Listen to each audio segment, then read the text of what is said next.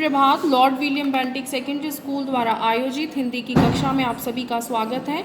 आज हम पढ़ रहे हैं पार्ट 11 भारतेंदु हरिश्चंद्र। इनका जन्म 1850 ईस्वी में होता है और इनकी मृत्यु 1885 ईस्वी में मानी जाती है। जीवन परिचय की बात करें तो भारतेंदु हरिश्चंद्र का जन्म 1850 में विक्रमी संवत में काशी के एक प्रतिष्ठित और धनी परिवार में हुआ था। उनके पिता श्री गोपाल चंद्र भी हिंदी के अच्छे कवि थे।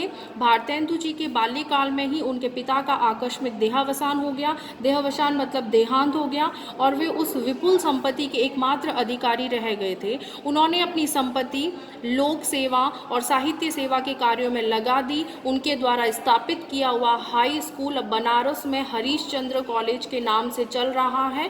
वे जन्म से ही कुशाग्र बुद्धि और प्रतिभाशाली थे। कविता करने का शौक ही उन्हें बचपन से ही था।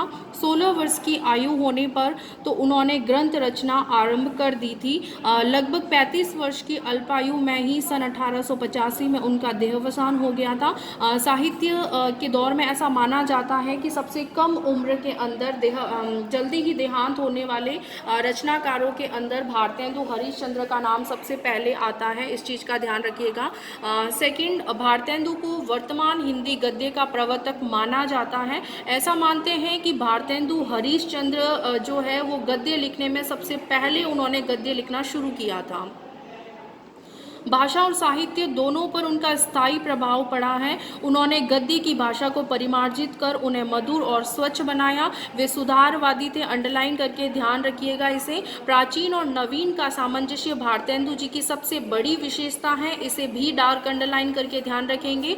आपकी भाषा में संस्कृत के तद्भव शब्दों की ही बहुतायत है। लोकोक्तियों और मुहावरे के प्रयोग से उनकी भाषा में और भी लालित्य आ गया है। स्थान स्थान पर रोचकता को बढ़ाने के लिए उन्होंने हास्य और व्यंग्य के भी प्रयोग किए हैं। इसे डबल टिक करेंगे और डार्क अंडरलाइन करके लर्न करेंगे, क्योंकि ये आपकी जब भी इस पार्ट में से व्याख्या पूछी जाएगी उसमें से आपको ज़रूर तौर पे लिखना है, जिसमें हम विशेष लिखते हैं।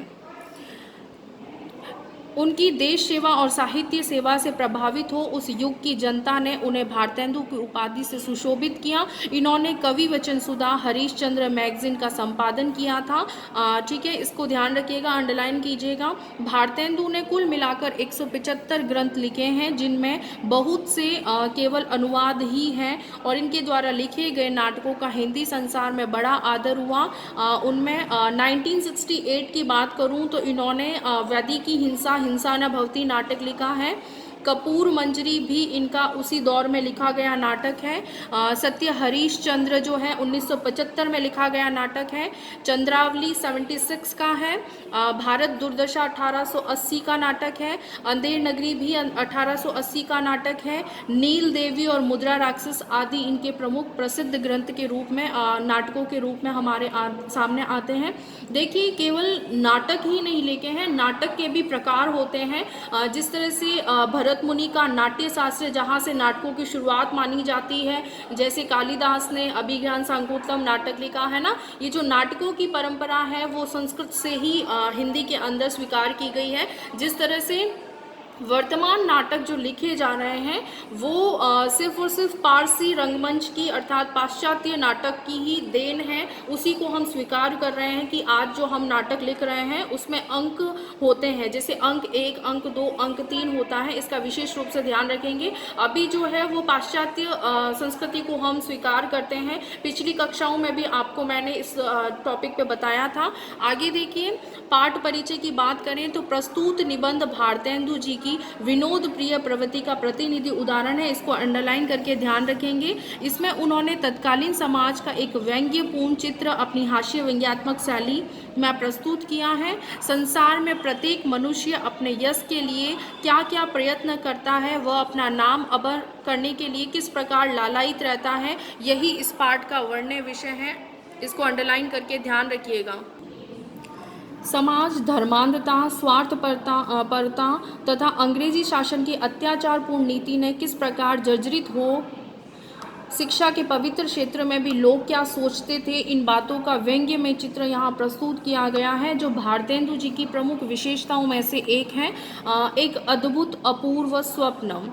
आज रात्रि को पर्यंक पर जाते ही अचानक आंख लग गई। सोते मैं सोचता क्या हूँ कि इस चलायमान शरीर का कुछ ठिकाना नहीं है। इस संसार में नाम स्थिर रखने की कोई युक्ति निकल आवे तो अच्छा है, क्योंकि यहाँ की रीति देख मुझे पूरा विश्वास होता है कि इस चपल जीवन का क्षण भर का भरोसा नहीं। चपल मतलब चंचल जीवन का। ऐसा कहा भी है, श्वास श्वास पर हरि बजो, वृथा श्वास मत खोय, न जाने या श्वास को आवन होय न होय। यहाँ प्रस्तुत काव्य पंक्तियों के माध्यम से भारतेंदु हरीशचंद्र लिखते हैं कि हमें हर एक श्वास में भगवान का भजन करना चाहिए। हमें व्यर्थ में ही अपनी श्वास को नहीं गंवा देना चाहिए, ठीक है, वरना क्या होगा कि हम आवागमन के मार्ग से मुक्त नहीं होंगे, जैसी कबीर की विचारधारा है।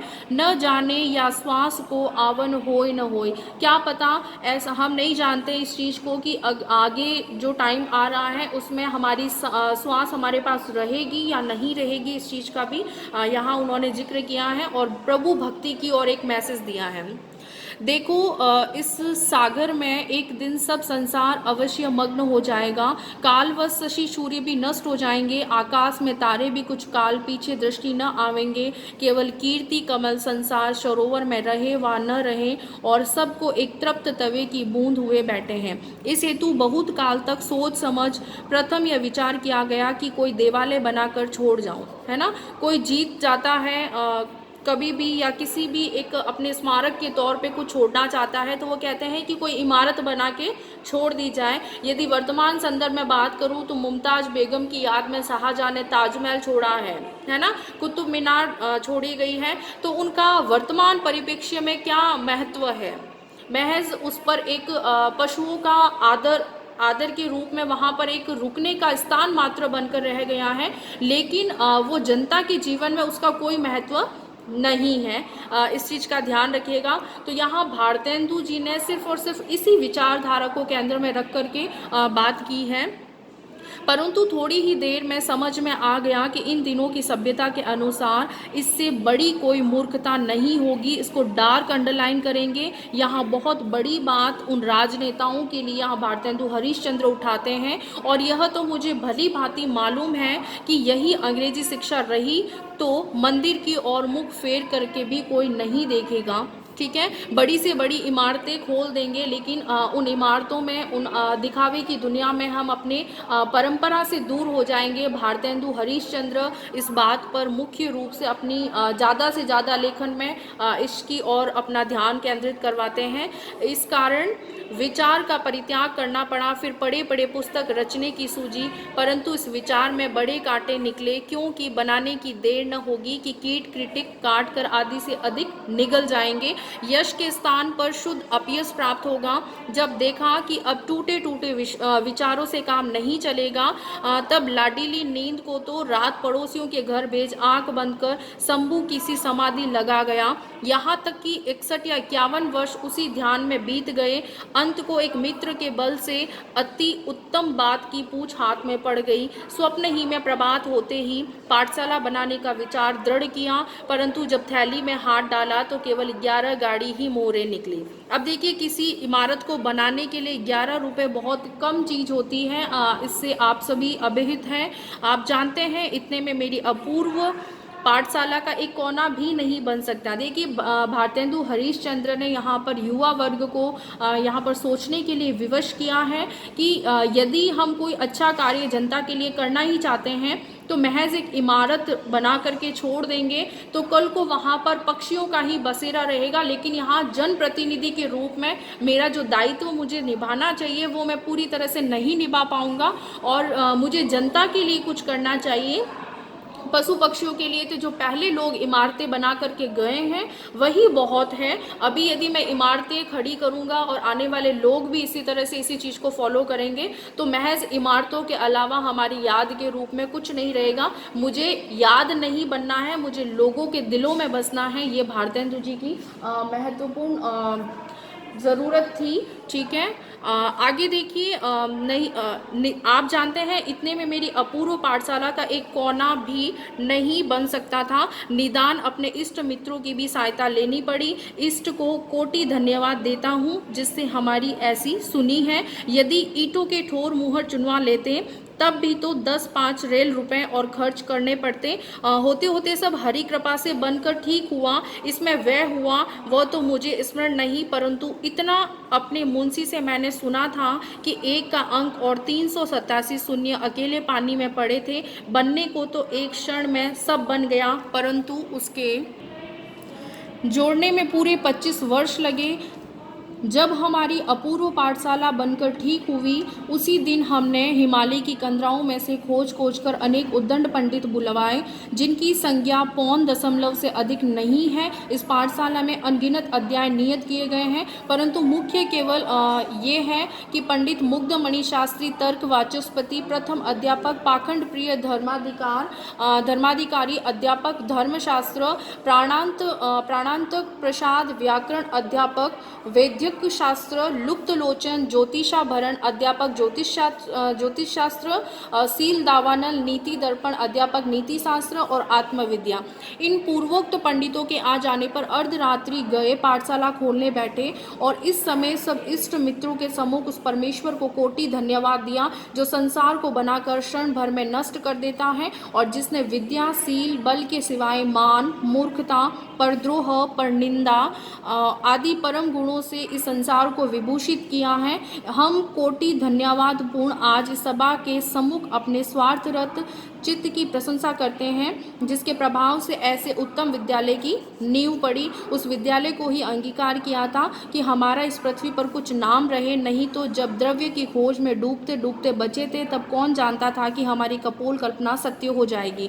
परंतु ईश्वर के अनुग्रह से हमारे सब संकट दूर हुए और अंत समय हमारी अभिलाषा भी पूर्ण हुई, मतलब स्कूल बनकर के तैयार हो गया। हम अपने इष्ट मित्रों की सहायता को भी न भूलेंगे कि जिनकी कृपा से इतना द्रव्य हाथ आया कि पाठशाला का खर्च जो है वो सब चल सका, और 10-5 पीढ़ी तक हमारी संतान के लिए बच रहा है। हमारे पुत्र परिवार के लोग चैन से हाथ पर हाथ धरे बैठे रहें। और हे सज्जनों, ये तुम्हारी कृपा का विस्तार है कि तन मन से आप इस धर्म कार्य में प्रवृत्त हुए। नहीं, मैं 2 हाथ पैर वाला बेचारा मनुष्य आपके आगे कौन कीड़ा था जो ऐसे दुष्कर्म कर्म को कर लेता। दुष्कर्म मतलब जो करने बहुत ही मुश्किल से कर्म होता है, उसीलिए यहाँ पर दुष्कर कर्म आया है। यहाँ तो घर की केवल मूछें ही मूछें थी, कुछ में कुछ गंगा जल काम आपकी कृपा से भली भांति हो गया। मैं आज के दिन को नित्यता का प्रथम दिन मानता हूँ, और जो औरों को अनेक स्थान से भी मिलना दुर्लभ है। धन्य है उस परमात्मा को जिसने हमारे यश के डह डहे अंकुर फिर हरे किए। हे सज्जन शुभ चिंतकों, संसार में पाठशालाएं अनेक हुई होंगी, परंतु हरि कृपा से जो सकल पूर्ण कामधेनु यह पाठशाला है, वैसी अचरज नहीं कि आपने इस जन्म में न देखी सुनी होगी। होनहार बलवान है, नहीं तो कली काल में ऐसी पाठशाला का बनाना कठिन था।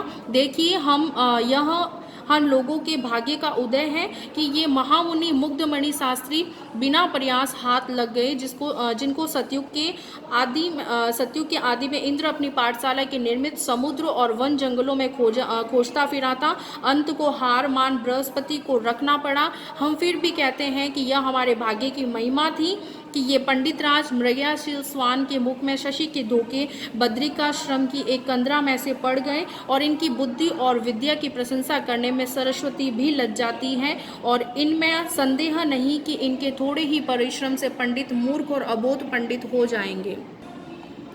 हे मित्र, मेरे निकट जो महाशय बैठे हैं, इनका नाम पाखंड प्रिय है। किसी समय इस देश में इनकी बड़ी मान्यता थी।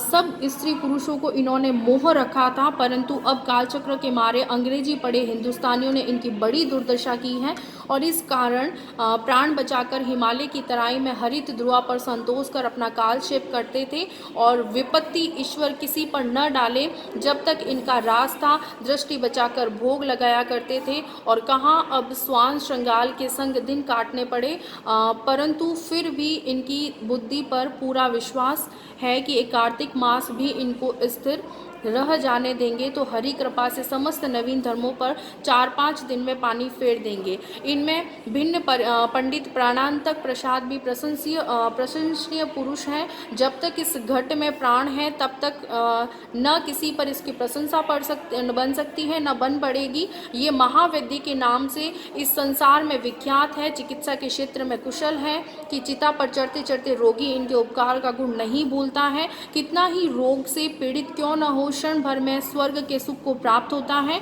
जब तक औषधि नहीं देते केवल उसी समय तक प्राणी के संसारी विथा लगी रहती है। आप लोग कुछ काल की अपेक्षा कीजिए, इनकी चिकित्सा और चतुराई अपने आप में प्रकट हो जाएगी। यद्यपि आपके अमूल्य समय में बाधा हुई, परंतु यह भी स्वदेश की भलाई का काम था और इस हेतु आप आतुर न होजिए और शेष अध्यापकों की अमृत में जीवन कहानी श्रवण कीजिए। ये लुप्त लोचन ज्योतिबा भरण बड़े उद्दंड पंडित हैं, ज्योतिष विद्या के अति कुशल हैं। कुल नवीन तारे भी गगन में जाकर ये ढूंढ आए हैं और कितने ही नवीन ग्रंथों की भी इन्होंने रचना कर डाली है। उनमें से तामिश्र मकरालय प्रसिद्ध और प्रशंसनीय है। यद्यपि इनको विशेष दृष्टि नहीं आता, परंतु तारे इनकी आंखों में भली भांति बैठ गए हैं। रहे पंडित शिव दावानल नीति दर्पण, इनके गुण अपार हैं। समय थोड़ा है, इस हेतु थोड़ा सा आप लोगों के आगे इसका वर्णन किया जाता है। ये महाशय बाल ब्रह्मचारी हैं, इसको अंडरलाइन कीजिएगा।